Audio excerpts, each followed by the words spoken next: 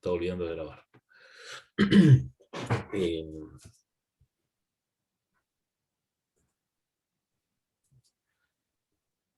lo que decía, lo que particularmente hoy nos interesa son dos textos, uno de Barque y otro de Yosche, eh,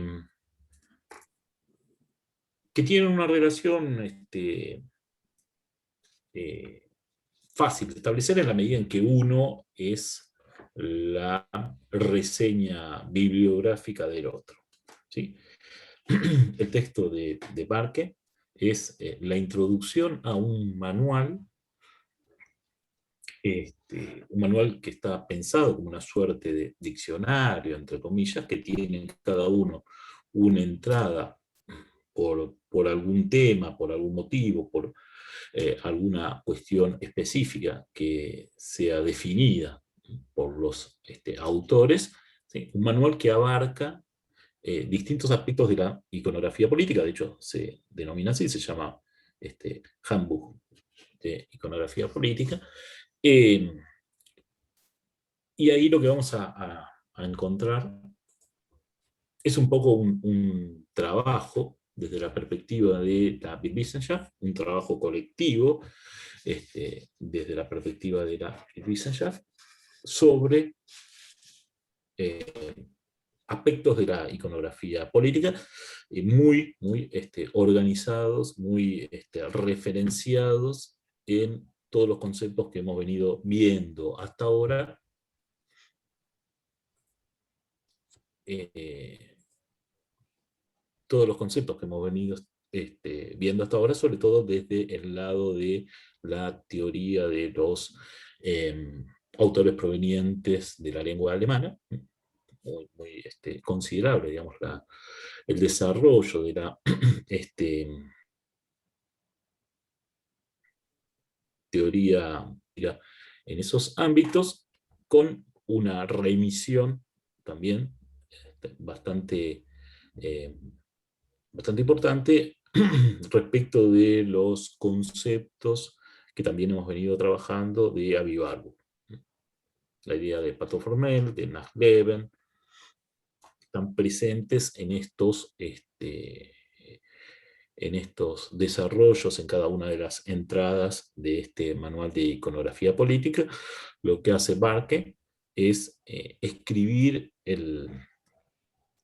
la introducción, lo que tenemos es el prólogo de este manual, en donde explica un poco cuáles son los criterios organizativos y los presupuestos conceptuales que están por detrás de cada uno de los textos, de cada una de las entradas, de cada uno de los temas que aborda ese manual.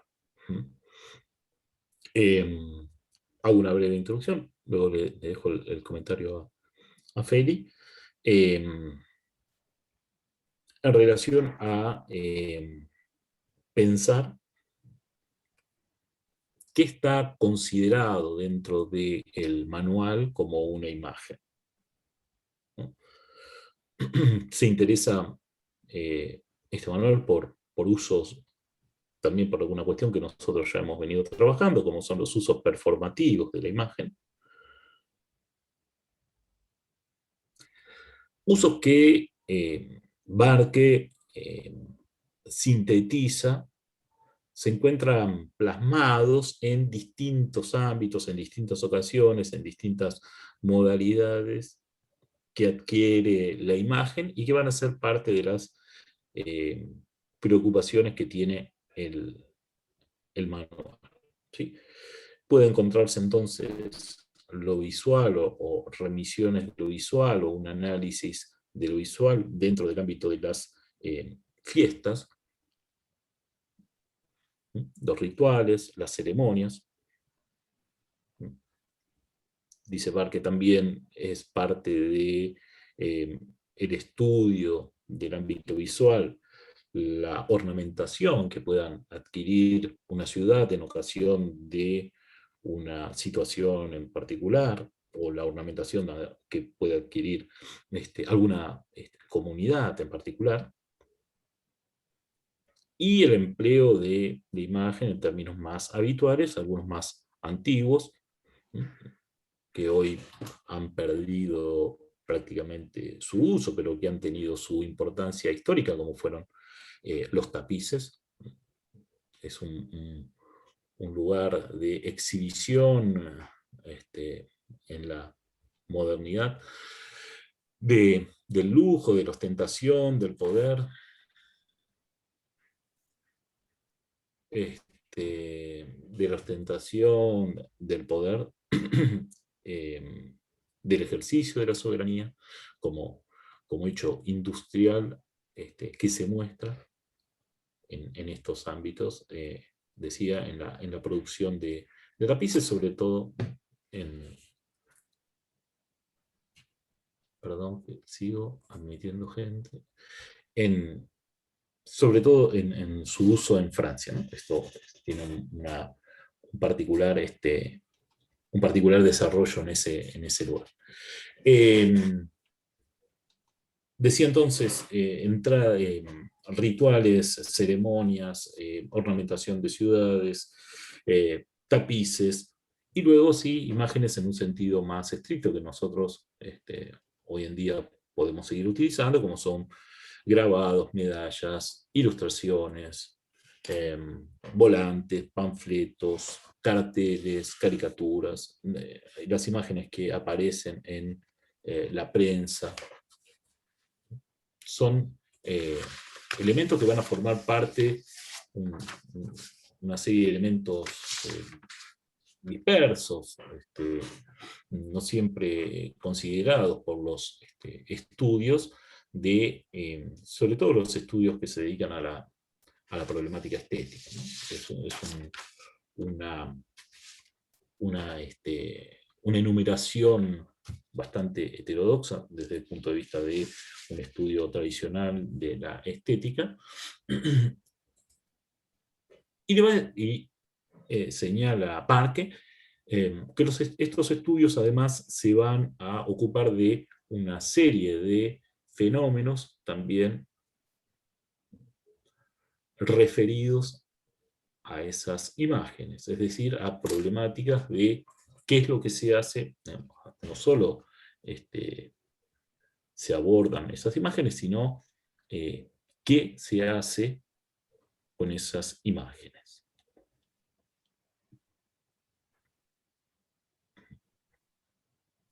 Y se plantean entonces problemas en relación a el modo de circulación de las imágenes, problemas en relación a los usos de esas imágenes, a las apropiaciones y a las distintas modalidades que pueden adquirir una misma forma a lo largo del tiempo, su transformación y su persistencia. Hay entonces una idea interesante ahí en relación a lo que lo que Barthes señala en el prólogo, que tiene que ver con la cuestión, lo mencionábamos también en algún momento a lo largo de las clases, la idea de que hay en el ejercicio del poder o, o en su crítica o en su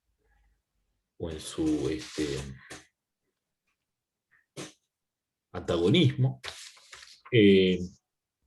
hay de modo necesario un gasto representativo en la producción estética de imágenes.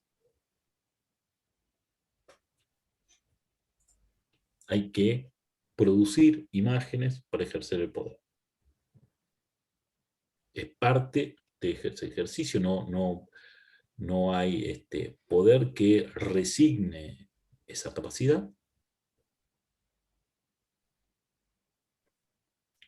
Es decir, tiene que haber un gasto, como decía, representativo en la producción de una presentación estética de ese poder, generalmente hecho para el público, para difundirse públicamente, o en algún aspecto masivo o semipúblico, ¿no? Hay en el ejercicio del poder, entonces, en el ámbito de las imágenes, plantea Barquet una puesta en escena controlada, es decir, la producción de imágenes, ¿sí? La producción de imágenes es la puesta, la escenificación de ese poder, la exhibición de ese poder,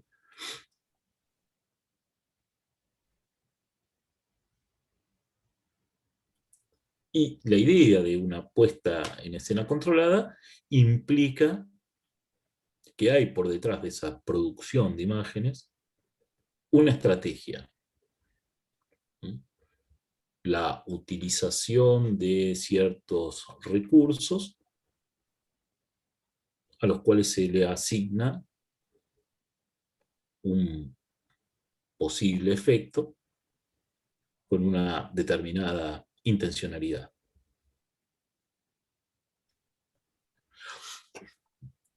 Digamos, hay un punto importante y hay como una, no está dicho explícitamente por Barque, pero si ustedes recorren los estudios sobre iconografía política, los que están presentes en este manual, del cual tenemos la introducción, o en algunos otros que no pertenecen necesariamente a ese texto o que no tienen ese enfoque teórico, lo que uno puede encontrar toda, eh, en todo trabajo sobre la iconografía política es la idea de que no hay nada en esas imágenes que se analizan que no esté asignado en ese lugar, en el orden de lo visual, sin una intencionalidad, ¿no? Nada está presente en la imagen por un mero hecho decorativo,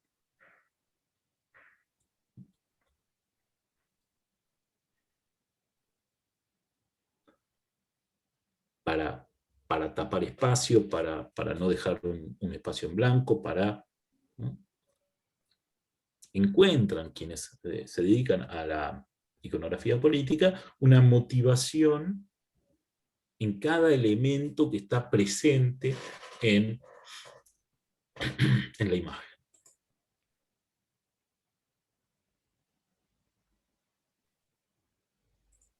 Eh, Nos vamos a encargar luego y en extenso acerca de la imagen del Leviatán como imagen paradigmática del poder, pero puede uno encontrar en los estudios sobre el frontispicio del Leviatán algunos elementos que eh, dan cuenta de esto que estoy mencionando ahora.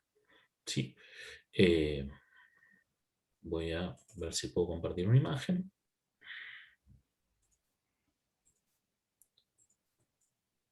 Bien. Eh, ya. Esta es la imagen del Leviatán, ustedes más o menos la conocen, la habrán visto. Eh,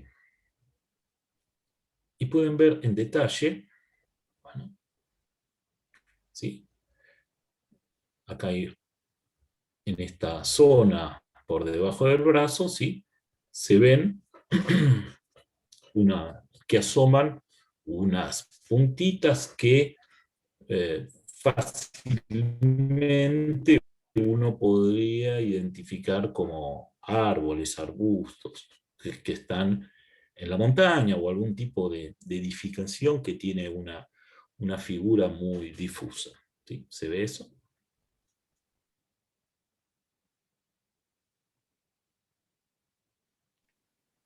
Sí, sí.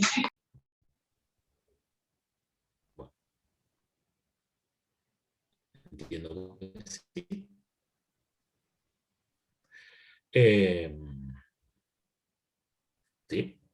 Bien, hay toda una discusión respecto de el Leviatán, respecto de la naturaleza marina que tiene el Leviatán en el Antiguo Testamento, que aparentemente aparece perdida, disuelta en la elaboración del frontispicio en el texto de Hobbes, y que es materia de discusión acerca de si es o no lo que estamos viendo en este caso, en el caso de Leviatán, un monstruo marino, ¿no? Si acaso las montañas no sean olas, no figuren olas, y si acaso lo que estamos viendo no sea, decía, un animal, un monstruo marino. Y para indagar sobre esta discusión, entonces, algunos autores, ¿no? Este es el caso de Christianson y Tralau, los autores que analizan esta cuestión en particular, toman entonces estos elementos que están ahí detallados y plantean que no corresponde a ningún arbusto del que se tuviera conocimiento o que pudiera haber sido identificado por el realizador del frontispicio del Leviatán. Entonces plantean que en realidad esas puntas que nosotros vemos no son eh, ningún tipo de vegetación, sino que son en realidad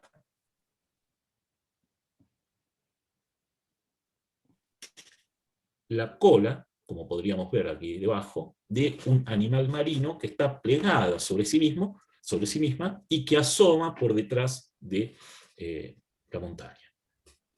Con lo cual, la condición marítima del monstruo del Leviatán no perdería, ¿no? Se perdería esa condición, sino que aparecería en el caso de el frontispicio, ¿no? Mostrando, asomando mínimamente las escamas o parte de la aleta de ese monstruo marino, que no tiene piernas, sino una cola, como los bichos que viven en el mar.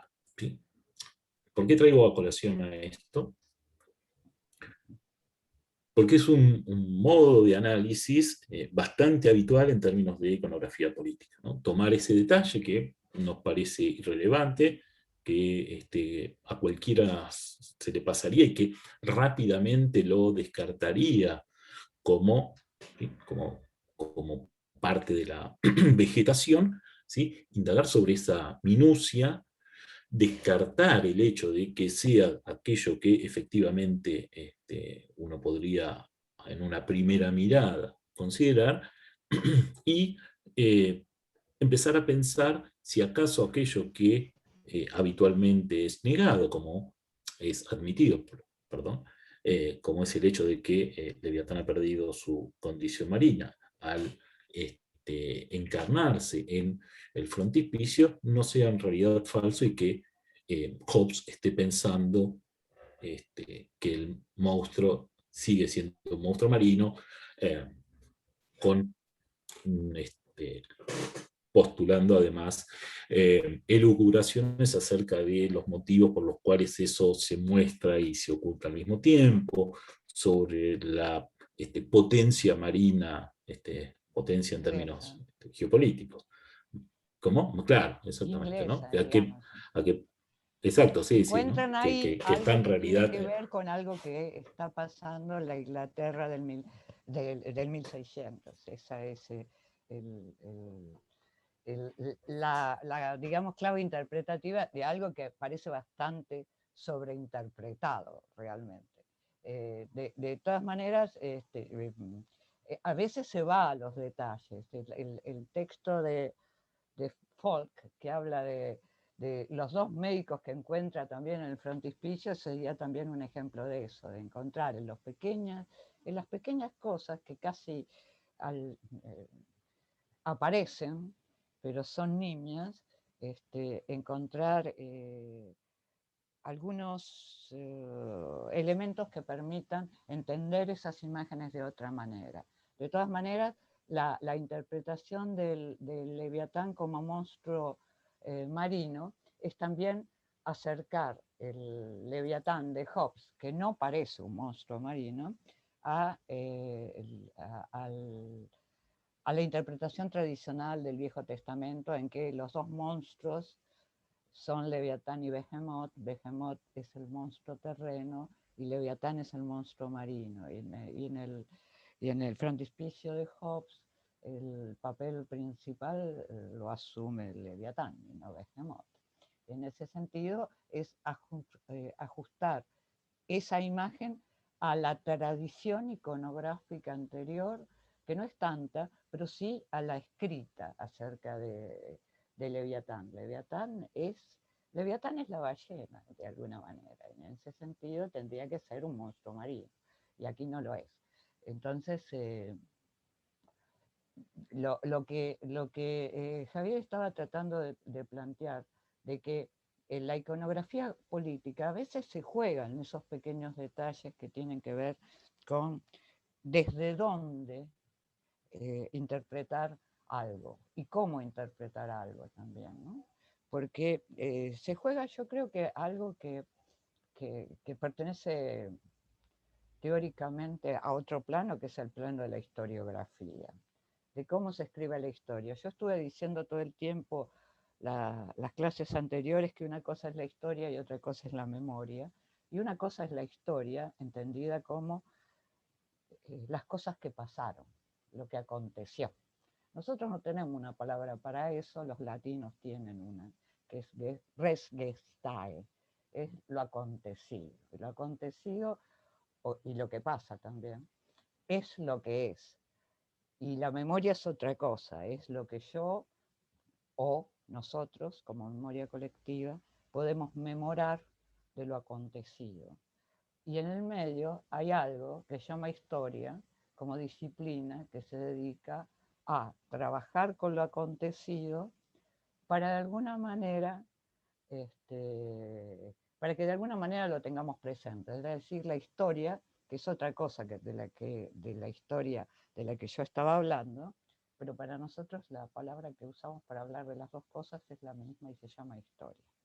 La historia en general trabaja sobre documentos y costó mucho la historia de la historiografía que las imágenes fueran consideradas documentos. La idea fuerte era que había una distinción entre lo que se llama monumento y lo que se llama documento. Como ustedes saben, monumento es algo que en principio viene de, las dos son palabras latinas, tanto documento como monumento. Monumento viene de mens y tiene una relación fuerte con el recuerdo. Y en ese sentido tiene que ver con que lo que se memora y lo que se conmemora. Y entonces tenemos ahí la cantidad enorme de monumentos que se han hecho históricamente para afianzar la gloria de alguien, para dejarlo en el recuerdo, porque de alguna manera también hay una forma del ser después de la muerte que está ligada al aparecer, pero al aparecer en la memoria de la gente. Eso los griegos lo llamaban kleos y los latinos lo llamaban gloria. Y la idea fuerte es de mantener presente los hechos que han pasado. La historia también es una forma de eso, pero la historia, por lo menos en el siglo XIX, empezó, y en el siglo XX muy fuerte, empezó a trabajar con lo que se llaman documentos. Los documentos estaban pensados como la positividad en la que sine qua non se podía decir que algo había sido. Hay un texto que está en la arqueología del poder perdón, la arqueología del saber de Foucault, en el que dice que hay que desdocumentalizar a los documentos y trabajarlos como si fueran monumentos. Y me parece que en esa línea, que en el fondo es la la niña que asume la historiografía francesa, por ejemplo, Le Goff, sin ir más lejos, directamente, el trabajo es pensar que la verdad tampoco está en usar los documentos como positividad sobre la cual trabajar, sino que también los documentos pueden ser trabajados a la manera de insertados de otra manera para poder entender de otra manera lo que ha pasado. Y en ese sentido, yo creo que hay acá una manera de trabajar, y acá se trabaja en el caso de la iconografía política se trabaja de esa manera, se trabaja buscando en eso que costó mucho que funcionara como registro, algo que a mí me parece que hoy ya sería aceptado por muchos. Ustedes saben que en iconografía política los primeros que empezaron a trabajar fuerte fueron los historiadores, y no solo los historiadores del arte, los medievalistas sobre todo. Y es a partir de ese trabajo de ver cómo pueden las imágenes no solo ser ilustraciones en el libro de historia, sino también ser tomadas con una palabra que a mí me gustaría que funcionara tanto para el registro, la palabra es registro, tanto para los documentos como para los monumentos, y pensar ambas cosas como registro. Y en ese sentido yo creo que una de las cosas por las cuales hay tanto interés hoy por las imágenes, y por las imágenes de la historia, en la historia, por la iconografía política, es que hoy tenemos una accesibilidad a las imágenes que en otro momento no hemos tenido. En ese sentido, el registro hoy es la web, y en la web encontramos casi de todo. Es más difícil encontrar imágenes contemporáneas y que tengan derecho de autor vigente, por supuesto, porque eso es lo que impide la ley de derecho de autor, que se haga uso público de esas imágenes. Pero creo que es eso lo que hace que podamos tener hoy cosas como el manual de Barke Fleckner, o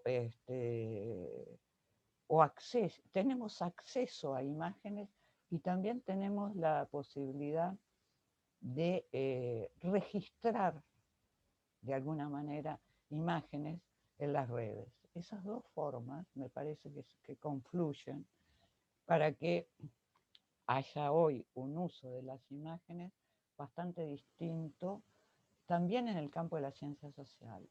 Es decir, no solo en el campo de la historia o en el campo de la gente que se dedica específicamente a escribir sobre imágenes. Hoy trabajar con imágenes es más o menos una demanda, incluso a nivel académico. Todo el mundo, cuando vas a unas jornadas, a un congreso, te piden, bueno, ¿y las imágenes? Y en ese sentido, me parece que se abrió un campo que a mí me parece que es muy interesante. Siempre se han usado imágenes, siempre el poder estuvo ligado a imágenes, y quizás la cuestión en serio es fuerte hoy de entender, porque cuando uno dice, bueno, son imágenes del poder, y las imágenes las usa el poder para, y ahí sí, es decir, como mediación para crecer, instaurarse,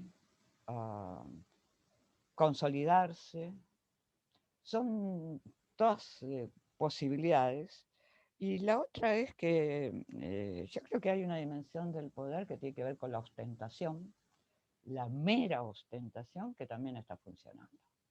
Es decir, no solo la idea de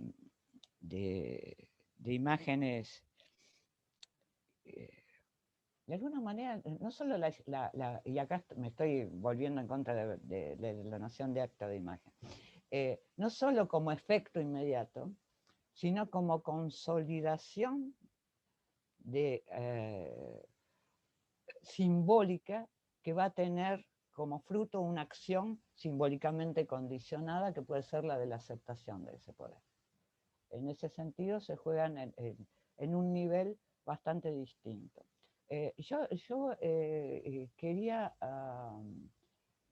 pensar también algo que habíamos quedado en relación a la noción de acto de imagen de Bredekamp, que estábamos planteando en la clase anterior, que es la cuestión de que cuando él habla del acto de imagen sustitutivo, que supongo que ya entendieron perfectamente, que es ese en que se indiferencian cuerpos e imágenes, en la que el cuerpo vale como imagen y la imagen vale como cuerpo, lo cual lleva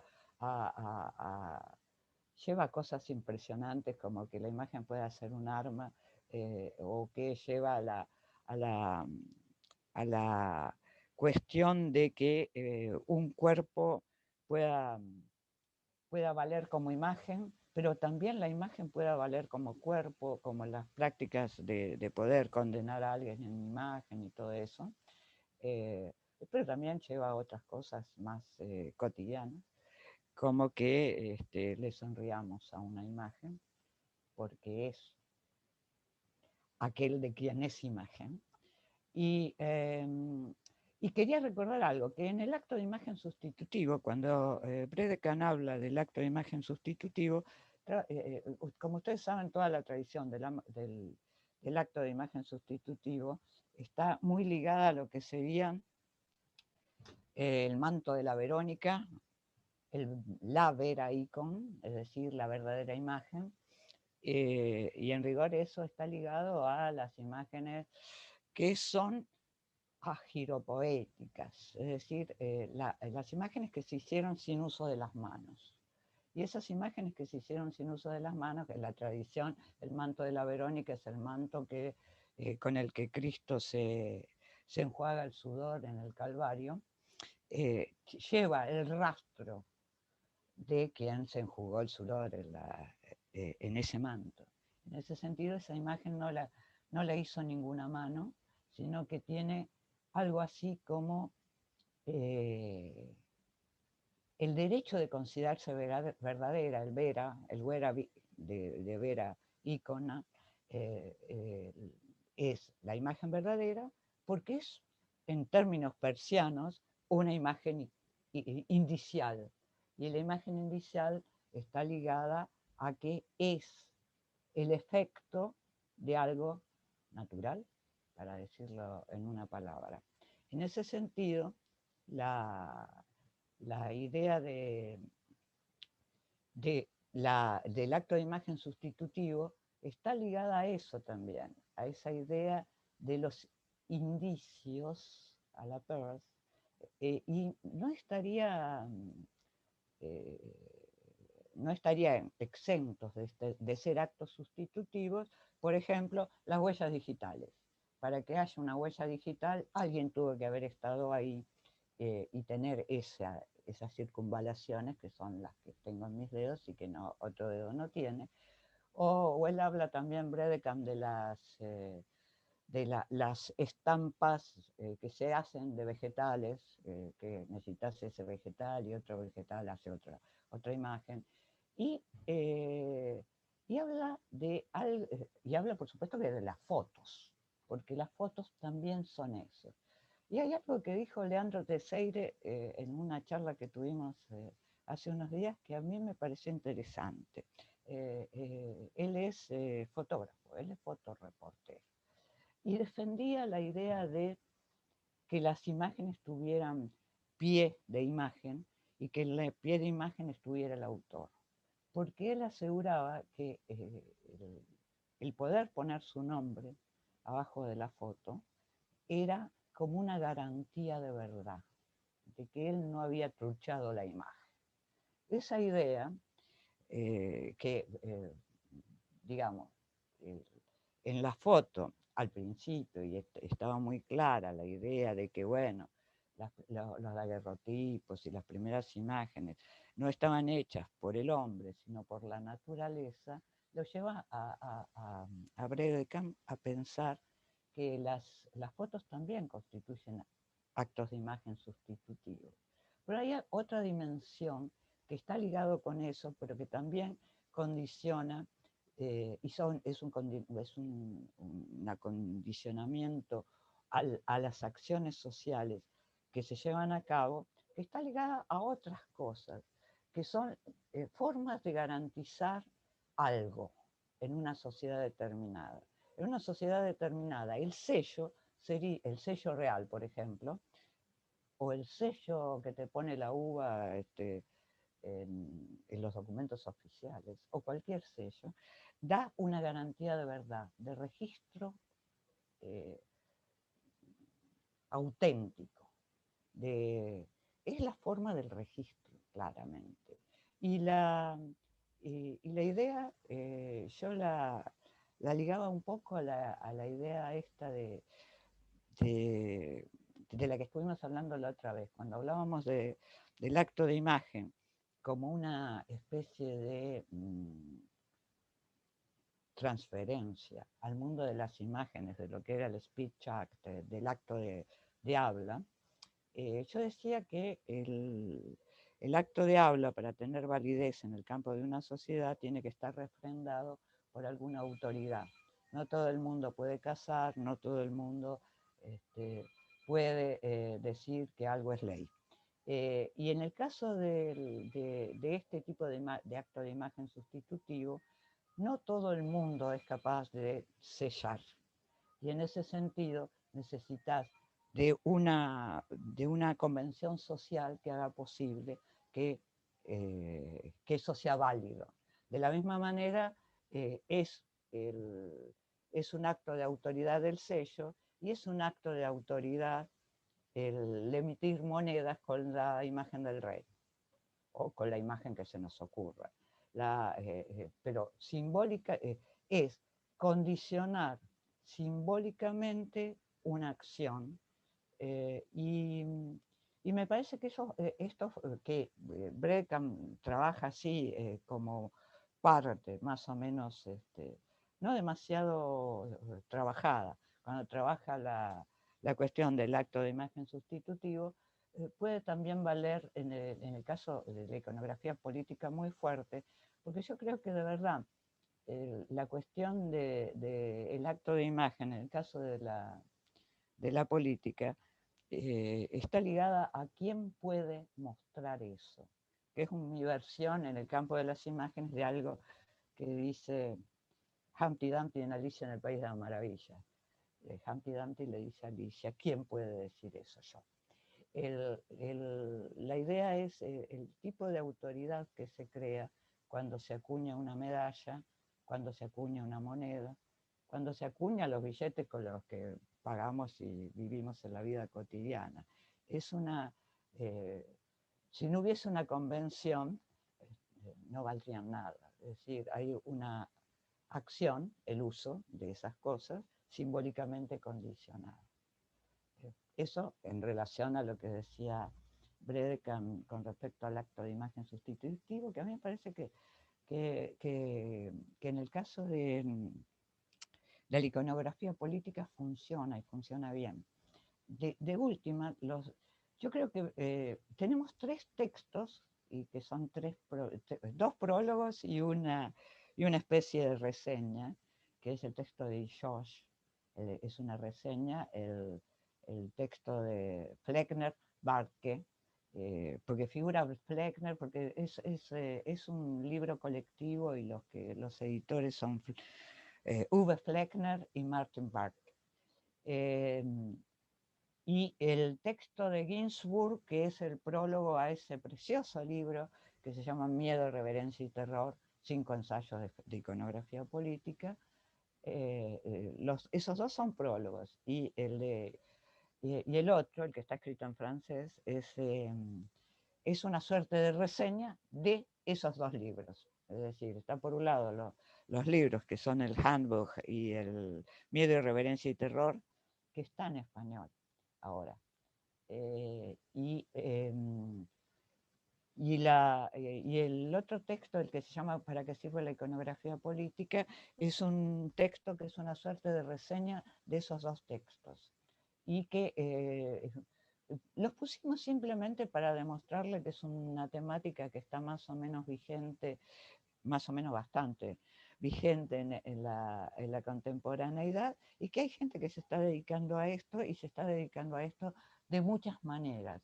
Digo esto porque si uno lee el texto de George pareciera decir que, bueno, acá se trata de trabajar bajo una tríada que inventa él, que es pensar que se puede hacer iconografía política a partir del motivo, a partir de un concepto o a partir de una acción. Y no todos los ejemplos que ustedes van a ver de iconografía política, que son un montón y que tenemos más para mostrarles si alguno se interesa por alguna cosa en particular, trabajan de esa manera. Ahí, y tampoco todos los ejemplos que vamos a ver en la cursada, que son muchos, trabajan sobre la égida del bueno de Aby Warburg. Sí es verdad que hay un influjo fuerte de Warburg, tanto en Ginsburg como en el Handbuch, porque de alguna manera todo el grupo Uwe Fleckner fue director del Warburg House y qué sé yo, y Barke ganó el premio Aby Warburg. De alguna manera hay una adscripción, pero no es tan dura. Es decir, en el Handbuch no aparece demasiado la noción de pato formel. Y ojo, sí, en el texto que ustedes tienen en prácticos de Ginsburg es central. Entonces, ¿se puede hacer iconografía política sin Warburg, sin la noción de pato formel? Sí, claro. Y ustedes tienen que trabajar efectivamente en estos abstracts que estamos esperando la noción de pato formel. No, pueden trabajar de otra manera. Y quizás retomando algunas de las formas de pensar la iconografía política, voy a hacer una distinción lisa y llana entre las formas de presentar imágenes del poder. Y voy a elegir dos palabras que no me gustan ninguna de las dos, pero bueno, después podemos cambiarlas. Del poder instituido y del poder que se quiere instituir, o por lo menos del contrapoder al poder instituido. Creo que son dos maneras de poder pensar el amplio espectro del imaginario en el sentido de la imaginería. Imaginería serían las imágenes que tenemos efectivamente en el campo de la política. O para decirlo en términos de Rancière, serían imágenes de la policía, las del poder instituido, la que quiere salvaguardar el statu quo, y las otras serían las de la política en el sentido estricto para Rancière del término, que serían aquellas formas que se plantean como contrapoder al poder instituido y que todavía no están instituidas.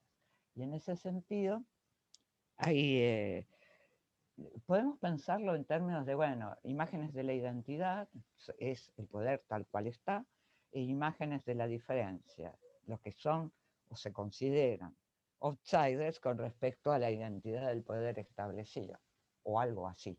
Pero creo que es el amplio campo donde se mueven las imágenes políticas e incluso históricamente son rastreables imágenes del poder instituido y llamémoslas contraimágenes, para decirlo de alguna manera, es la manera en que la llaman los alemanes, pero podemos inventar otro término, que son aquellas que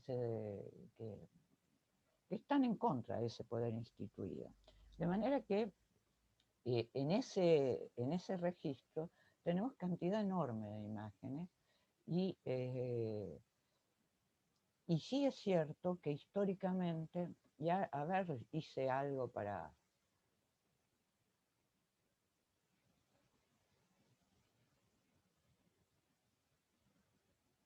A ver si puedo compartir.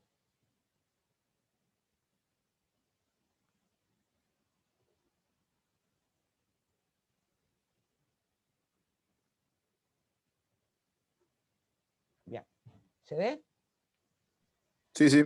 Históricamente las primeras imágenes Sí, sí, del poder que tenemos son estas. Y me busqué las más tradicionales de todas las imágenes. Estas son imágenes de faraones. Son cronológicas. Tengo una cierta manía. A veces eh, eh, tengo alma de historiador y me va para el lado de cronología. La primera es más antigua que esta. Son imágenes que, de alguna manera, muchas de estas imágenes no las veía la gente sobre las cuales se ejercía el poder. En ese sentido, me cuesta pensar algunas imágenes. Por ejemplo, toda la cantidad de imágenes que hay en las tumbas de los faraones, no las veía nadie, porque las tumbas se cerraban. En ese sentido, no son un instrumento del poder para poder sojuzgar a aquellos que son los, los que están ahí jugando como víctimas del poder de turno, sino que tienen otro rango. Y en ese sentido, retomo lo que decía Javier del gasto el gasto en el sentido bataliano, de aquello que no sirve para nada. Y esto sí son los emperadores romanos, este es Augusto, que es el primero, bueno, después de todo. Pero la idea es esa siempre, todas estas imágenes, este es Adriano, son imágenes que de alguna manera presentan, ninguna de ellas ni asusta, ni amedrenta, y a veces en esta tampoco tiene ninguna forma del imperar sobre el otro, ¿no? Y este también es un busto, pero es simplemente la mostración del poder, diría yo. Por eso decía, mostración, ostendere quiere decir eso. El poder es como si necesitara mostrarse a sí mismo. Si esto es una forma de consolidación o no, sí, muchas veces sí es una forma de consolidarse. Y esta es la forma en que tuvieron los emperadores romanos de consolidarse y de crear. Probablemente, ustedes vieron, el Imperio Romano era gigantesco. La única imagen que tuviera el pueblo, y voy a usar la palabra pueblo, de conocer a quien detentaba el poder en ese momento, eran estas cosas, las monedas. Quiero decir, era la imagen que sí tenían ante los ojos. Probablemente en una ciudad de provincias nunca hubiera habido ninguna imagen del emperador. Bueno, este es Carlomagno, y está la única imagen que se supone que es contemporánea de Carlomagno, de las que hay de Carlomagno, es esta moneda. La idea a mí me parece interesante, y ahora vamos a ver por qué. Otro emperador, estamos más en la Edad Media, este es Otón. ¿Ven? Es una imagen de poder investido. Acá ya cambiamos, acá ya los emperadores son cristianos y por eso tiene la cruz. Y tiene el cetro. Son los símbolos del poder. Este es Carlos V, que tuvo la suerte de que lo pintara Tiziano. Pero son imágenes como separadas como que se pretenden en una cierta autonomía. El rey como imagen, el rey, Carlos V fue emperador del Sacro Imperio Romano Germánico, así que siempre estamos hablando de emperadores, es decir, de la figura principal del poder. Pero con una cierta distancia con respecto al pueblo. Esta es la coronación, no se ve más grande. Esta es la coronación de Luis XIV y este es Luis XIV. ¿Ven que es una especie de imagen cerrada sobre sí misma? Que valdría por la propia presencia del rey y nada más. Y este también es el mismo, que también tuvo la suerte de que Augusto lo hiciera Bernini. Algunos son más lindos que otros. Y este es Luis XVI, que no tiene la misma envergadura histórica de Luis XIV, pero sí imaginalmente la tiene. Ven que tienen algo en común todas estas imágenes de lo que yo llamaría el poder instituido. Es la mostración del boato, la ostentación, se cierran sobre sí mismos. Sí. Y esta me... pero, dale. No, sobre todo el hecho de que aparecieran solos, ¿no? Como que es Solo, algo, digamos, sí. como que Es el no, poder que se basta a sí digamos, no mismo. aparecen Bueno, y no pero aparecen en compañías de ojo, otros, y además, no, es que hay sí, sí, imágenes de Luis XVI, sobre todo con María Antonieta, los hijos y todo el mundo, pero quería buscar esto porque quería sí, mostrar no, hasta no, que sí.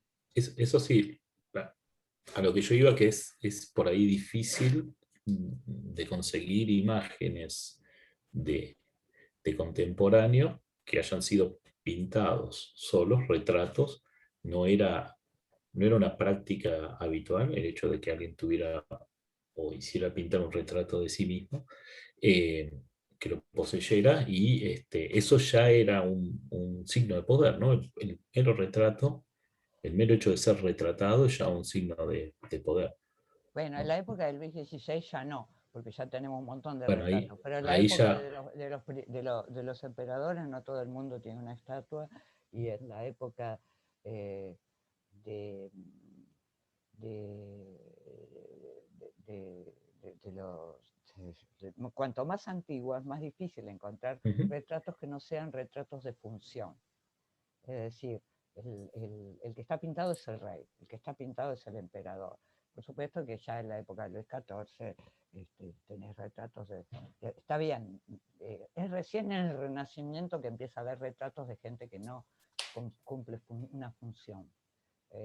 Antes no lo sabía o son muy difíciles de encontrar. Pero bueno, quería mostrar esto porque me sirve para pasar al otro tipo de imágenes.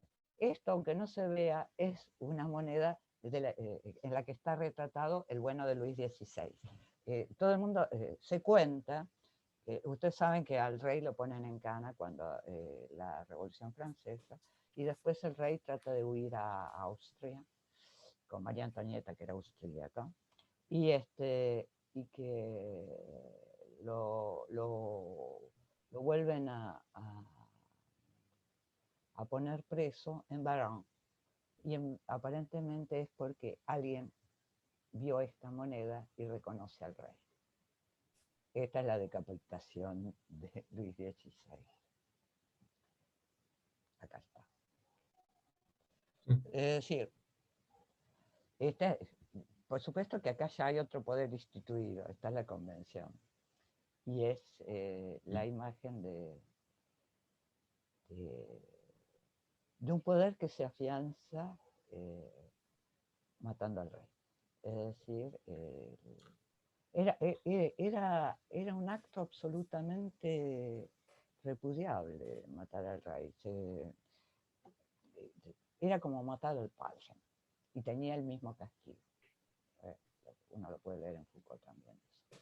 Y, y ahí está, la cabeza cortada. Cuando al poder recortar la cabeza, te queda un problema. Y el problema que te queda es qué imagen tenés o que se puede hacer cuando el poder no tiene cabeza. Es por eso que John Quincy Adams dice algo. Dice que la democracia es iconoclasta. Y la democracia es iconoclasta porque no hay una imagen de la democracia. Dice que no tiene monumento posible la democracia. Porque es difícil hacer una imagen de la democracia. Piénsenlo. El demos es un plural. Vamos a ver algunas imágenes en otra clase, supongo, que tienen que ver con esto de cómo conformo la unidad en la multiplicidad. Pero es interesante que el poder tuviera cabeza y tuviera cuerpo, y en algún momento histórico la cabeza del poder dejó de tener poder. Ojo, esto no quiere decir nada, esto es la toma de la Bastilla, que es lo que hizo posible lo anterior. La toma de la Bastilla fue antes. Lo tuvieron preso 2 años. Estuvieron deliberando qué corno hacían con un rey. Y esto también es de la época, y es la idea de los 3 estados y de cómo, para decirlo en términos aristotélicos, sobre el demos se asientan las otras dos. Ustedes saben que en todo el medioevo hubo 3 estados. Y acá es una imagen que es una caricatura, pero que está muy claro que quién es el fundamento y quiénes viven de. Y entonces acá es la imagen de la revolución. La revolución no es la imagen de la revolución, es la imagen de la prerevolución denunciando que hay, primero, desigualdad, y segundo, que una situación que es vista como insostenible. Esto no quiere decir que no pueda haber cambios en cómo se consideran estas cosas. Este es el cuadro de David, ese que no es un cuadro porque no lo terminó nunca, pero que es la idea de por qué no podemos quizás tener una idea de la democracia, una imagen de la democracia. Pensándolo, esto no intenta ser una imagen de la democracia, sino que intenta ser una imagen de lo que está pasando. Y David empieza a hacer esto, que se quedó así en boceto, con distintos personajes que intervenían en la Revolución Francesa. Es una sesión de la Asamblea. Y nunca lo terminó porque a medida que pasaba el tiempo iban guillotinando a los distintos personajes en cuestión. De manera tal que queda trunco, pero sí es una imagen de muchos. No es una imagen de el pueblo, pero sí es una imagen de muchos. Tampoco podría decir que es una imagen de la multitud, pero sí es una imagen de una forma de gobierno que pretende no tener una sola cabeza. El problema es que rodaron las cabezas de aquellos que querían una forma de gobierno que no tuviera una sola cabeza, y la de casi todos. Y esto no quiere decir que no pueda pasar esto, porque después de eso pasó esto, que es Napoleón. Es decir, volvemos a una idea de la política con cabeza. Con cabeza y con cuerpo y con corona, porque termina siendo emperador el señor Gonzo. Pero la idea es esta. Además de esas imágenes de el poder instituido, hay otras formas de pensar la política en imagen. O hay otras maneras en que las imágenes piensan la política. Esto es Goya, y es el 2 y el 3 de mayo, la que viene es el 3 de mayo, y es Napoleón también. De alguna manera es la réplica a la figura de Napoleón. Estos son los soldados franceses que matan al pobre pueblo ibérico, y es una de las imágenes más usadas, más conocidas, más trabajadas. Se puede decir un montón de cosas de esta imagen, pero pasamos, después de que le cortamos la cabeza al bueno de Luis XVI, a las contraimágenes del poder instituido. En ese momento el rey de España es José Bonaparte. Y esta también es una contraimagen, y es la libertad guiando al pueblo de Lacroix, y es Y es otra imagen que hasta, no sé, si alguno piensa que hay una imagen posible de la democracia que no sea la de la sublevación. Pero el problema es pensar la democracia en el sentido fuerte del gobierno de los muchos, porque de eso se trata, o para decirlo con Rancière, de los que no tienen ningún valor, que no sea en el momento en que ese poder se instituye. Esto es la común. Si hay otras imágenes de pensar, pensables, para darle figura a la democracia que no sean de este tipo. Y retomando algo que ustedes no tienen como bibliografía, pero si tienen ganas se los ponemos como bibliografía. Voy a retomar, para darle un poco de cabida al texto de Josh, cuando Josh habla de que la iconografía política puede tratarse de un concepto, de una acción o de un motivo, voy a tomar un caso. Las imágenes son todas imágenes de puños, que lo podemos considerar una acción, es una acción lo que vamos a ver acá que se lleva a cabo, y a su vez es un motivo a nivel de iconografía política, que es el puño. Esto es Rembrandt, Sansón asustando al suegro. Es simplemente una en la que hay un puño levantado como un gesto amedrentador para con otro. Esta es otra, este es Prometeo.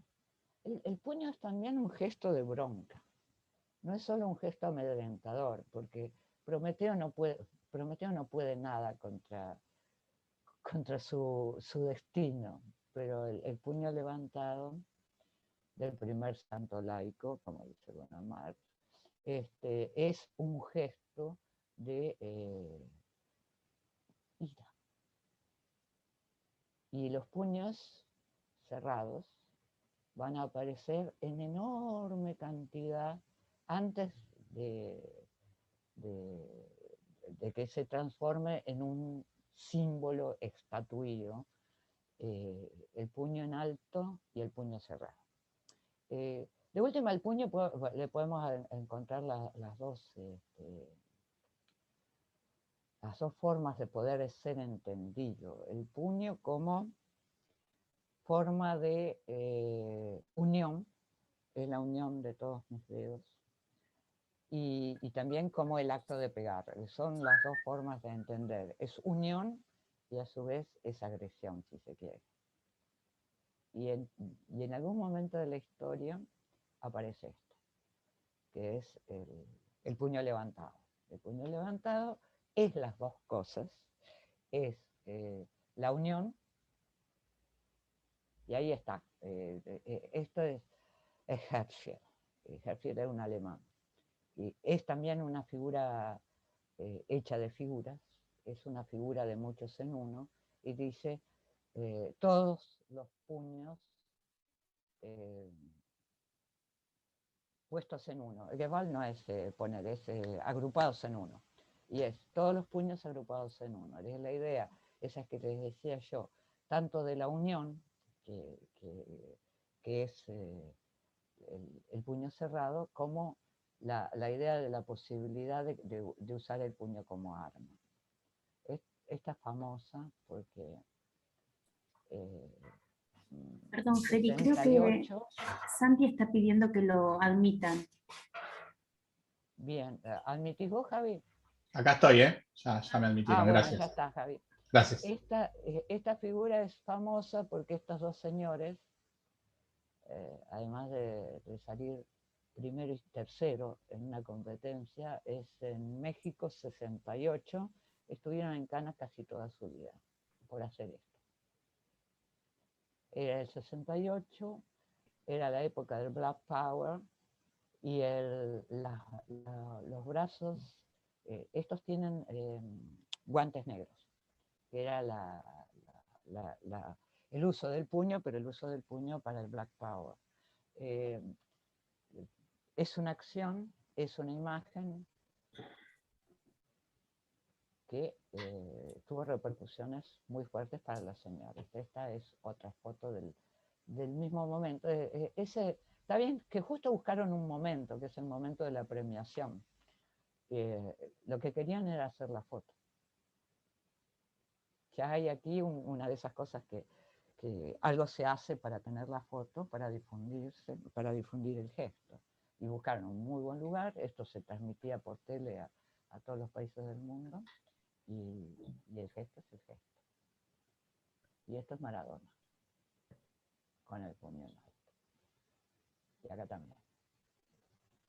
Esto es en la cosa del ALCA, sí. No sé si es asamblea o qué cosa. Además de que tiene una cosa que dice que al presidente Bush. de Estados Unidos, que en ese momento estaba ahí, a Bush, lo considera criminal de guerra. Este es un monumento al movimiento de los trabajadores, y lo que eligieron es el puño, varios puños, ¿no? Aquí están. Y acá las fechas que hay son de distintas cosas que pasaron en el mundo que tienen que ver con movimientos de trabajadores. Esto es en Alemania. Y el puño sigue estando por todos lados, y en distintos momentos históricos y en distintas ideologías. Esto es de Irán, la revolución del Ayatollah. Y el puño también está acá, en un cartel que ahora tiene una lectura feminista, pero en el momento en que fue hecho no la tiene tanto, porque este puño no es tanto una acción guerrera, una acción bélica, una acción de protesta, sino una demostración de que las mujeres pueden hacerlo. El We Can Do It está ligado a que las mujeres pueden asumir los trabajos de los hombres. Esto es la Segunda Guerra Mundial y es una publicidad para que las mujeres tomaran esos puestos. Después se hicieron una enorme cantidad de publicidad para que las mujeres dejaran esos puestos, porque una vez que se habían puesto a trabajar era bastante difícil volver a la casa. Y lo consiguieron, porque es real que lo consiguieron. Pero bueno, después hay imágenes. Este es Orozco.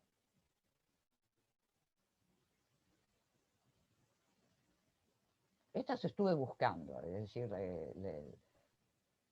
esto es de los ecologistas.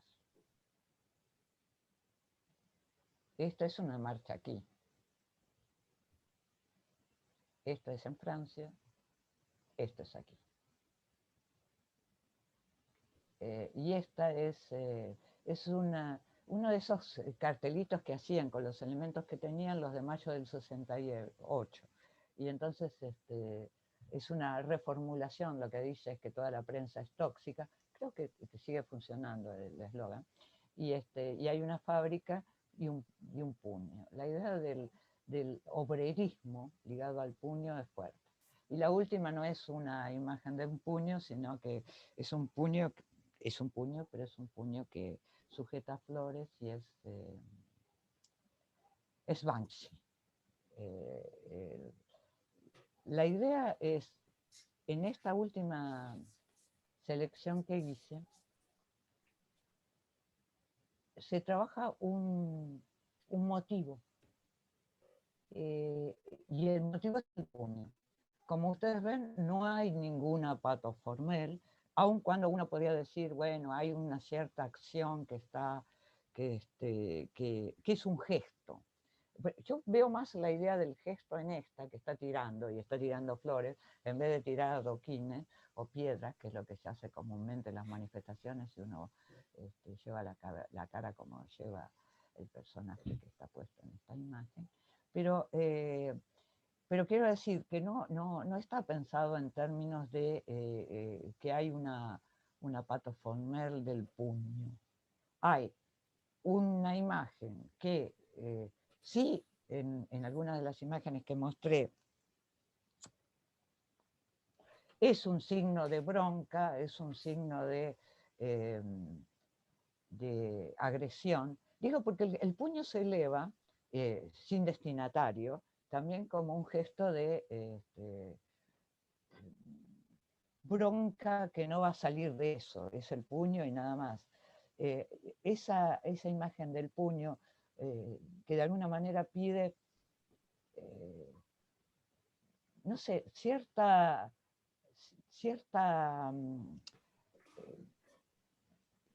es el resumen de cierta impotencia, el puño que no va a llegar nunca al adversario. Es una imagen potente de la impotencia. Y después cómo el puño es retomado por un montón de trabajos en el campo de la imagen, y ya a esta altura es icónico, y es un icono de varias cosas. Es un icono de la revuelta, es un icono no solo del movimiento obrero, que en algún momento lo fue. Los carteles de Herfield son, esos dos pósters de Herfield son, de alguna manera, y ahí están muy ligados al antinazismo. Es un símbolo del movimiento obrero, es también un símbolo que excedió el movimiento obrero y es usado. Y no la puse, pero porque me dio tristeza. El puño que agarra una flor de los socialistas cuando... Del socialismo. Sí, que es la declinación del puño. Me gustó más poner esta, iba a poner la de los socialistas, pero elegí poner la de Banksy, que por lo menos le va a tirar las flores a alguien. La rosa del socialismo está puesta en un puño como si fuera un jarrón. Y un puño no tiene que ser un jarrón, muchachos. La idea entonces es, no tienen... bueno, ves acá, lo estaba viendo lo que escribe Kevin. Sí, la idea... Ojo, también yo creo que uno puede tener muchas lecturas también de qué es un puño. Y uno puede tener un montón de lecturas, por ejemplo, de la B, de la mano haciendo la B, que la usan mucho los rockeros. Acá pensamos que eso significa que uno es kirchnerista, pero tiene una tradición anterior y se puede explicitar. Y es también la B de la victoria, eso es claramente es así. Pero que se pueden trabajar, en este caso serían motivos, porque yo estaba pensando cómo compilaron el handbook Bark y Fleckner. La primera idea que tuvieron, y eso lo cuenta Josh en el texto que ustedes tienen para leer, era hacer un atlas a la manera de Barbour. Después se dieron cuenta de que así no andaba la cosa, sobre todo porque la manera que tenía Barbour de armar las cosas era muy rara, en el sentido de probablemente un libro se desarrolla en el tiempo. Empieza por una primera página y sigue otra, y sigue otra, y sigue otra. Y las ideas de Barbour andan muy bien para hacerlas en paneles, en que el desarrollo, en que no haya la linealidad de la lectura, sino justamente la conjunción, la parasintaxis del mostrar. Y en ese sentido, si vas a hacer un libro, vas a tener que buscar algún tipo de orden para poder trabajar todo lo que se quería trabajar ahí. Y en el fondo, el libro termina siendo una suerte de manual por orden alfabético que compila distintas cosas. En ese sentido, hay imágenes que son de motivo. Por ejemplo, qué sé yo, uno puede pensar que es un motivo el puño, que es un motivo, y les va a parecer un chiste, pero bueno, hay un montón de imágenes que tienen la mano del mandatario puesta debajo del chaleco. Eso es un motivo claramente, y hay un texto sobre ese motivo que no nos interesa demasiado. Pero También hay otras que tienen que ver con, por ejemplo, lo que Josh llamaría conceptos. Por ejemplo, hay una entrada anarquía. Y entonces se trabajan imágenes de el no poder, que es lo que quiere decir Arjos, para, etimológicamente. Pero también imágenes de la tradición anarquista. De última, hay algunas que trabajan. Paula Dils dice que no hay ninguna imagen del pueblo. Y es verdad, no hay ninguna entrada pueblo en el Handbuch. Y uno pensaría por qué. Porque si en algunos idiomas no hay una palabra pueblo, y creo que es un problema serio, en inglés pueblo no tiene palabra. La palabra que se usa para pueblo es people. People no es pueblo. En alemán existe. El problema es que es folk. Y la palabra folk fue muy usada durante el nazismo. Yo creo que no pusieron una entrada folk por eso justamente. Sí hay una que es multitud, pero no hay una pueblo. Entonces les dejo así como tarea a pensar la idea de cómo hacer una imagen de la democracia. Y cuando estoy hablando de la democracia no estoy hablando de la república, por favor. La república es una institución en la que ya tenés 3 poderes divididos, tenés separación de poderes y tenés formas solidificadas. De esas se pueden hacer imágenes, sobre todo las tripartitas. En vez de ponerle de hacer una imagen del soberano con una sola cabeza, bueno, pongámosles 3, pongámosles una, que es la del gobernante, sea primer ministro o presidente, pongámosle una que es un poder colegiado, pero no tanto como es la justicia, y pongámosle otra que sí es un poder colegiado, que sería la legislativa. Las formas que asume el poder legislativo. El problema es cómo haces una imagen de la democracia pensándola en los términos más tradicionales para pensar qué es democracia, el gobierno de todos. El gobierno del... dije recién que alguien criticaba al Handbuch porque no tenía una entrada para la palabra pueblo. En griego, pueblo se dice demos. Es así de claro. La idea del pueblo pensado como los más que yo les decía en las primeras clases, que es la manera que tiene que pensarlo Aristóteles, ¿no? No es los más, sino los muchos. ¿Cómo pensar una imagen de la democracia pensándola como el gobierno de los muchos?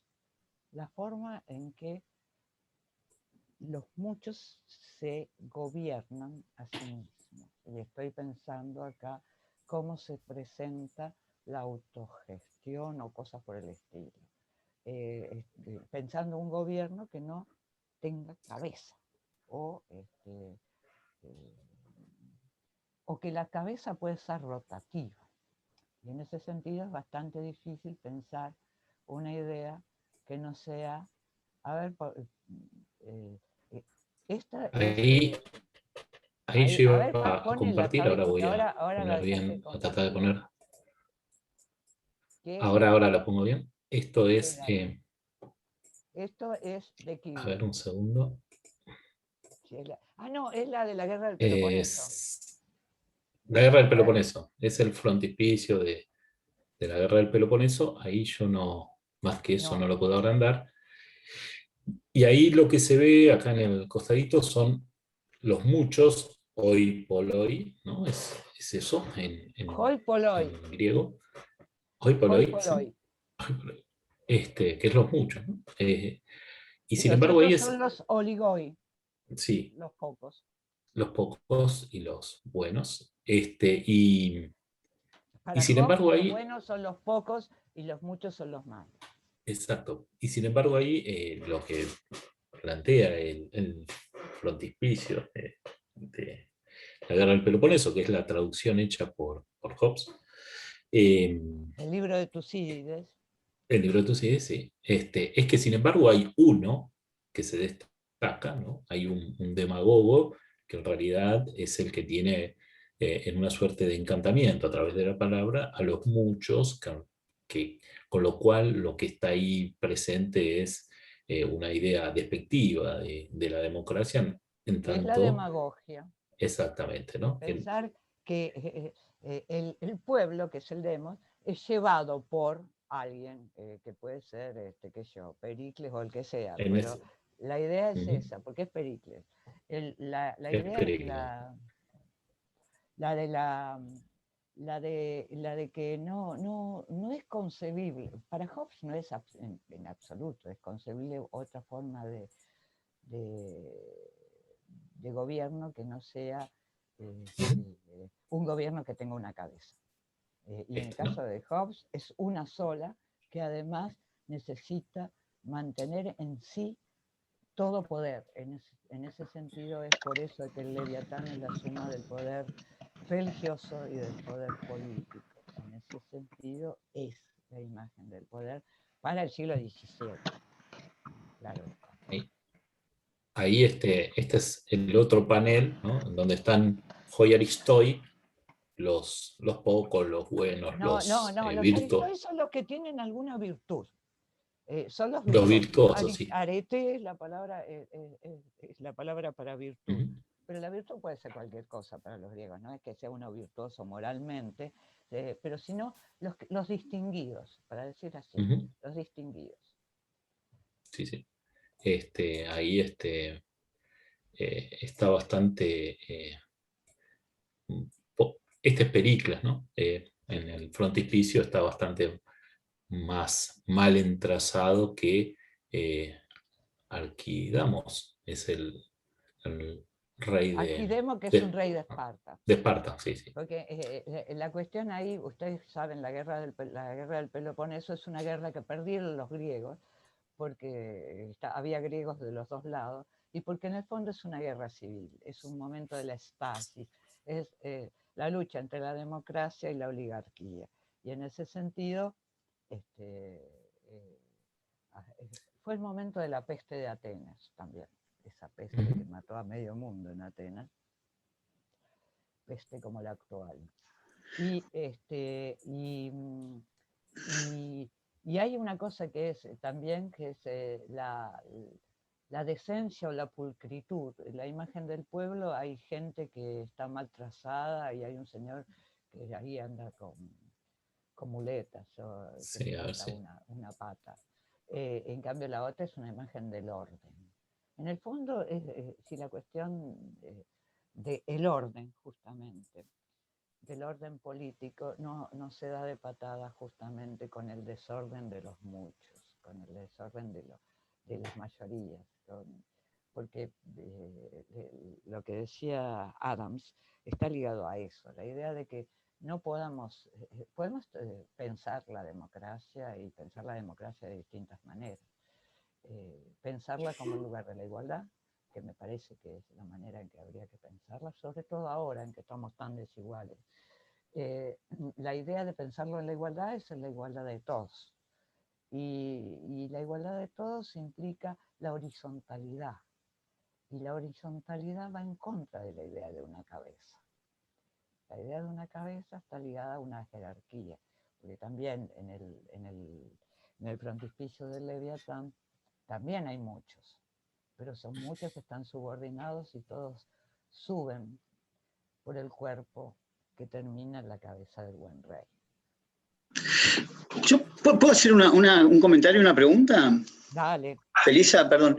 No, una en relación al puño, no puedo dejar de comentarlo. Ayer presenté en la clase de Wendy, presenté a la mañana el corpus de imágenes y bueno, por supuesto trabajé justo con el puño sostenido, el puño cerrado y en alto. Entonces hice como un primer recorrido en relación a eso y quería agregar que uno de los puntos que encontré por ahí en la historia que quizás uno de los puntos que encontré fue en Revolución Rusa, el sujeto, el campesinado usando la hoz y el proletariado usando el martillo, y esa primera unión, ¿no? Como la aparición de clase social, y que hay una linda foto que es la unión justo de esa hoz y el martillo en el puño, que después un poco va a ser como el logo del PC posiblemente, y el puño haya quedado en esta suerte que vos después dijiste para el socialismo. Pero fui un poquito más atrás y llegué casi hasta las cuevas de Altamira, y en algún periodo de glaciación pensaba por qué el puño, quizás me imaginaba al guerrero que salía a cazar con su lanza, el mamut, y el primer gesto del puño en alto, tal vez como signo de supervivencia, y cerraba casi como en un juego que no es parte del corpus de imágenes, pero sí casi como algo, yo lo veía icónico en el sentido del gol de Maradona a los ingleses con la mano, que es con un puño, es con el izquierdo, y me parecía como un cierre, no sé si para el corpus de imágenes, pero sí como para la nota color que tenía que ver con la investigación. No, pero está bien, está bien. Y además te llevo antes de la cueva de Altamira. ¿Viste qué es lo que nos diferencia a nosotros de los monos? Sí. La posibilidad de cerrar la mano. La mano. La idea del pulgar opuesto. Aunque ahora no, viste que ahora escribimos con todos los dedos y no necesitamos el pulgar opuesto, por lo menos para usar una computadora. Bueno, pero sí, tiene que ver con eso, con lo prensil. Va por ahí, y también había imágenes vos mostraste algo buscando en egiptología, Ramsés y Anubis, también hay unas imágenes con el puño en alto, que son para trabajar, que yo creo que igual expresan, va por otro lado, pero me parecía que por ahí tenía que ver con la historia del puño, ¿no? Está muy interesante, mándamelo a mí, que el trabajo así lo leo también. Bueno, está buenísimo. Bueno, no, en relación a la imagen, me quedaba pensando cuando preguntaste cuál es la imagen de la democracia. La primera que se me vino fue 2001, el que se vayan todos, y quizás alguna asamblea en las plazas, pero después me quedé con otra. Espera, Javi, mostrá lo de los pañuelos del 2x1. Ok, pero me fui un poco más atrás con esta imagen que quería compartir, justamente porque fue la imagen prohibida. Y me refiero a cuando fue el juicio de las juntas, se prohibía el uso de cámara de fotos en el juicio. De hecho, no hay fotos en el juicio de las juntas que, más que las oficiales, más que la cámara, son fotos, quien haya participado en el juicio de las juntas. Sí, hay un caso de una chica azul, no me acuerdo el apellido, que fue a todas y ella dibujaba y hacía sus fotos dibujando. Me pareció como... Es que, antes a los juicios había siempre un dibujante que dibujaba cosas, pero no se podían sacar fotografías. Bueno, pero por eso me parece muy fuerte la imagen de la prohibición de la imagen en el juicio de las juntas, y hoy pensando en la imagen de la democracia, ¿no? Digo, por lo menos para reflexionar sobre esto, digo, más allá después de cuál sería la imagen, pero como parte del juego que propones. Las imágenes que hoy se consideran icónicas de la democracia son justamente las imágenes que pelean por la democracia, pero no las de la democracia, sino aquellas en que todavía está la cosa bastante... son las contraimágenes del poder instituido. Eso es lo que me parece que está vigente en esta idea de si podemos hacernos una imagen de la democracia. Esto que está mostrando Javi ahora es una imagen de algo que es bastante interesante, porque serían las primeras formas de pensar el poder en plural, que es suiza esta, ¿no, Javi? Sí. Que los suizos siempre tuvieron esas ideas, vieron, ya Rousseau hablaba de eso, eran confederaciones, que ya también es un problema pensar el federalismo en imagen, porque el federalismo es la unión de la diversidad.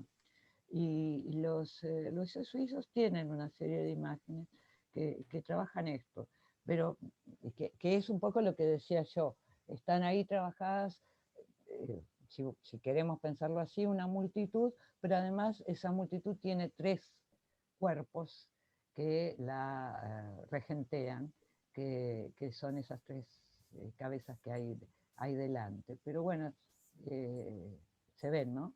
Sí. Sí, creo que sí. Pero bueno, hay muy pocas imágenes de la unión de muchos en algún tipo de unidad que vaya que no termine en una cabeza. De todas maneras, Javi, vos me habías mostrado antes una de Alberto Leviatán y una de Scioli, que también implicaban la idea de una imagen múltiple, porque todas estas derivan del Leviatán, van a ver después. Como Carl Schmitt decía que era la imagen más potente que la teoría política pudo alguna vez concebir, sigue funcionando. Y en distintos niveles.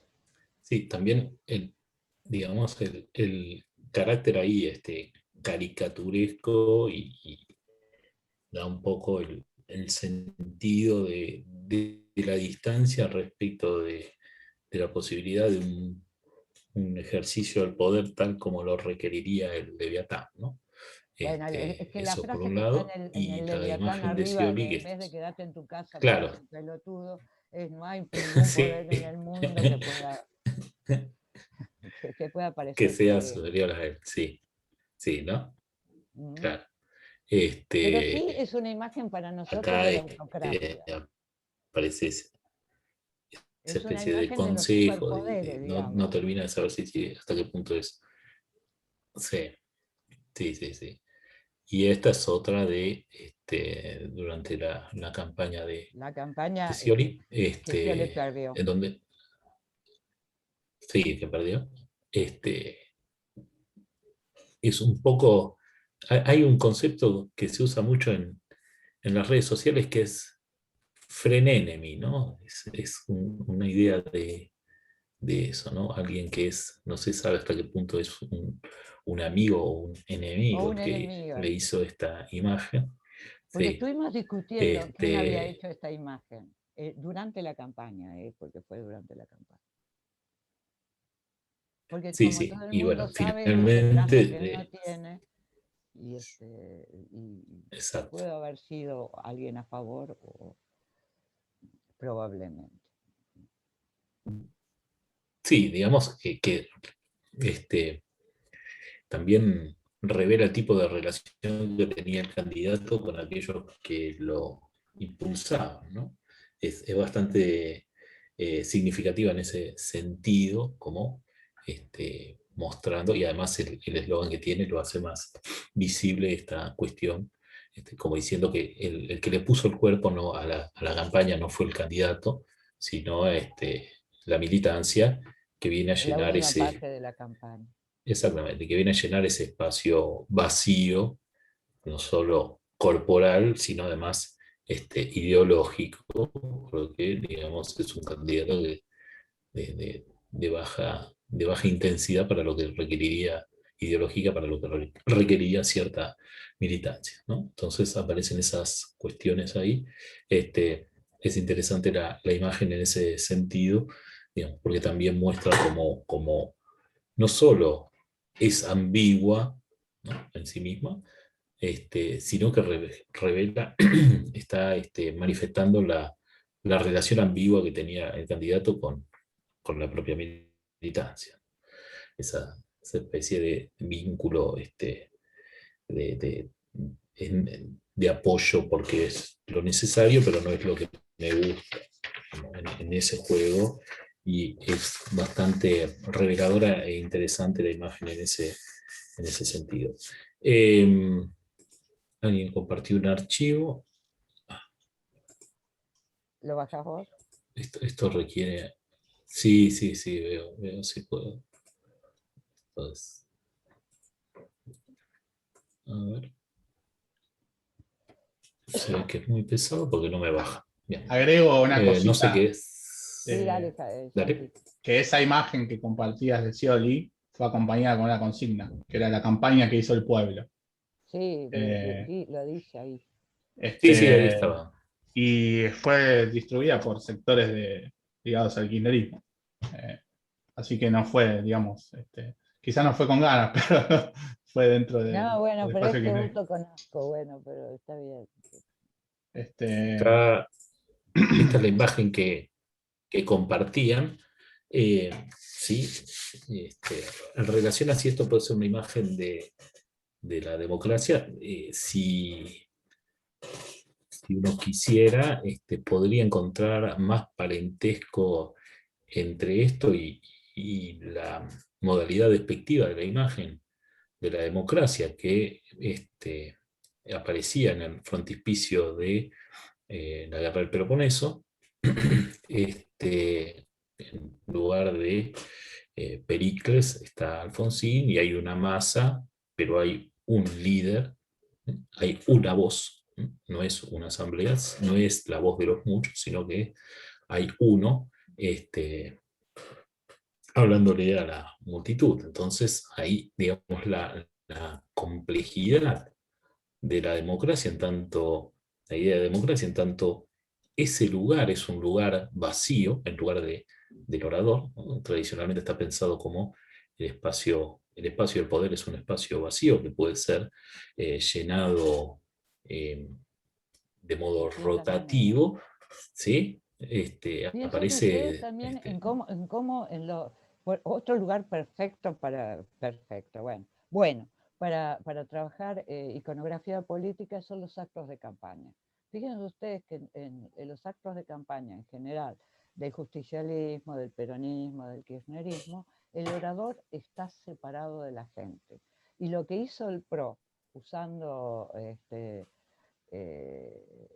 una forma de entablar el diálogo con los que los votarían o los votan, fue distinta porque lo planteaban en términos de estar en el centro.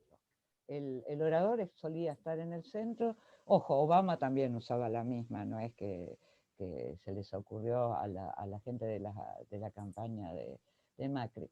Pero sí, el orador está en el centro y está en una relación de horizontalidad con aquellos que lo ven. Está en el mismo plano, pero está en el centro. Y en ese sentido hay una disposición del acto distinta que la del escenario en lo alto, la multitud en lo bajo.